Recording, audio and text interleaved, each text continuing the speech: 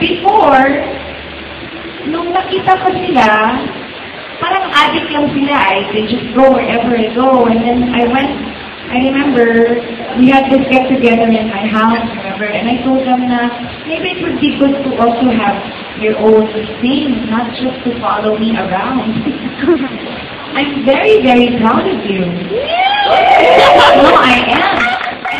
And you are so scrawny. You actually look beautiful. Not that you look ugly before, but you look beautiful. No, you know why? Because I always say this, well, actually, hindi ko na sasabi, pero kung may get together, sinabi ko na to noon na, it's okay to follow me, pero sana meron din kayong dream of becoming somebody than just to be, what do you call that? Parang, hindi naman stalker, parang, ano tawag sa mga ganyan, yung lagi nagpa-follow lang sa groupie. Ayan, parang groupie. And I know that a lot of you are studying, like Lisa now she has her own business. Hindi, kasi alam nyo, ako kasi, mahirap lang ako. Alam niyo naman lahat ng story ko. So, kailangan magsikap para maging mabuti yung life natin, diba?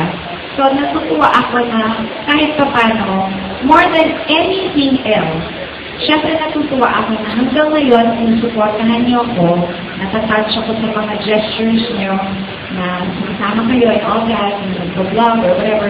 But more than anything else, mas napaproud ako na you're doing something for yourself. And I inspire you to do that. And my music is inspiring you guys to do that. Because more than anything else, yun naman ang isa sa mga dahilan, bakit nandito pa ako, right? Like, I'm very proud of you because you're matalino kasi ito she's taking nursing, graduated nursing, and then you're going to take up the board exam.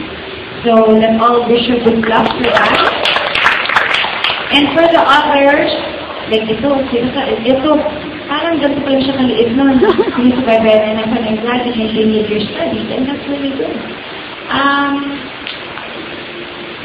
Kasi alam niyo yung ultimate frustration ko kasi in life, although ngayon hindi na, I was not able to finish school.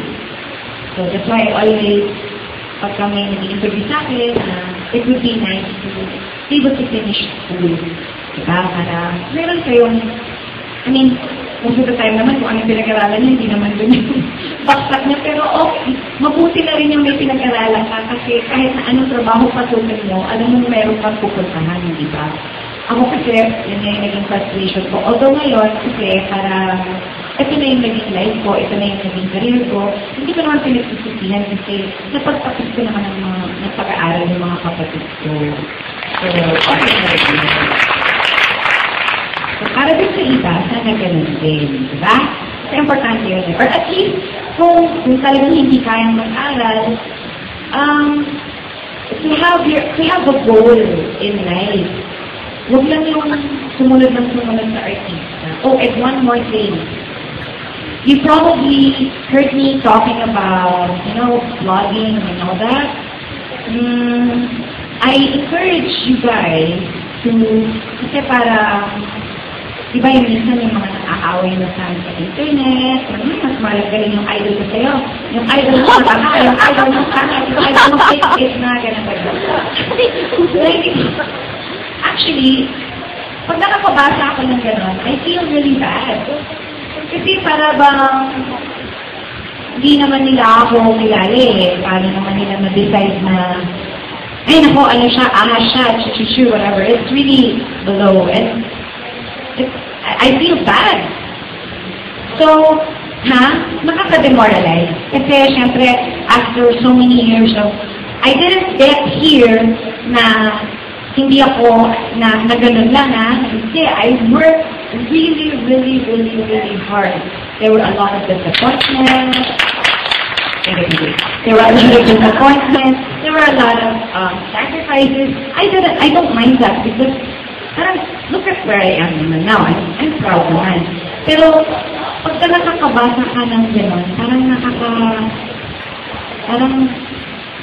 parang hindi ka kabilang sa mundo kung laitin ka ng mga ibang tao. Sa akin, hayaan nyo na sila. Kung pwede lang sana, as a favor for me, if ever there's somebody who would write something bad about me, huwag nyo na lang katulan. Kasi, ayaw pa na inaaway nyo rin yung idol nila. Kasi yun, idol nila yan, hindi nyo na mababago yung isip nila. Just like you guys. Kahit na anong gawin nila sa inyo. Ako yung gusto nyo, so wala akong nang magagawa.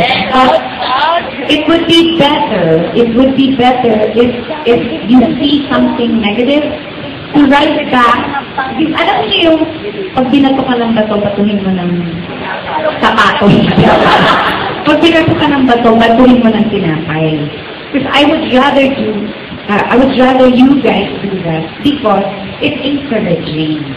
I mean, ang dami na nangyayari sa mundo, dami ng mga kamalasan kung ano-ano, tapos puro negative pa yun. Siyempre, alam ko, iintindihan ko naman, since love na love niyo ko. Pag meron kayong nakita gano'n, siyempre nag-react kayo, diba?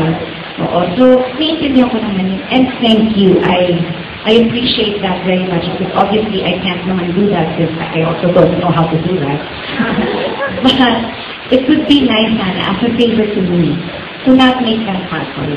And you all know how I'm very supportive of all the new artists that are coming out.